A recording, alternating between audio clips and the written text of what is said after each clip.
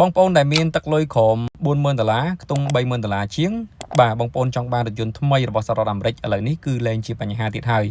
ម៉ូដែលខាងមុខនេះគឺជា Chevrolet Captiva ម៉ូដែលឆ្នាំ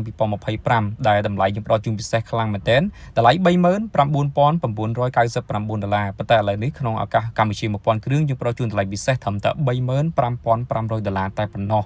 បាទជាប្រភេទរថយន្ត SUV លក្ខណៈគ្រួសារ7កៅអីបាទបណ្ដោយវែងតែតឹងធំជាប្រភេទរថយន្ត SUV ពេញសាច់ពេញរូបរាងតែម្ដងសម្រាប់ option ដែលបំពាក់មកជាមួយរថយន្តមួយនេះគឺមានអស់ឲ្យបងប្អូនទាំងពីរពុកស្បែកបាទកៅអីចុចអូតូដបូលបើកលាកធំពីមុខដល់ក្រោយកាមេរ៉ា360ដឺក្រេមើលឃើញមួយជុំវិញឡានតែម្ដង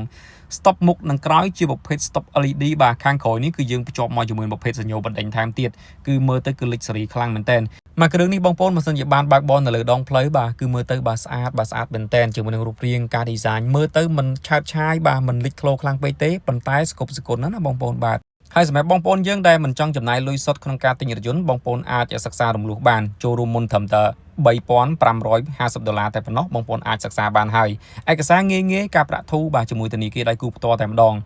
អូខេចឹងបើសិនជាបងប្អូនចង់ដឹងព័ត៌មានបន្ថែមបាទអាចសាកសួរបានតាមរយៈលេខទូរស័ព្ទដែលមាននៅក្នុងវីដេអូនេះបាទមាន Telegram ទាំងពីរខ្សែតែម្ដងបងប្អូនអាច add មកឬក៏អាចឆាតចូលក្នុង page មកបាទបងប្អូននឹងលម្អិតជូនតាក់ទងនឹងព័ត៌មានរំលោះក៏ដូចជាព័ត៌មានផ្សេងថែមទៀតដែលបងប្អូនចង់ដឹងណាបងប្អូនបាទហ្នឹងហើយអរគុណច្រើនបាទសូមជម្រាបលាបងប្អូន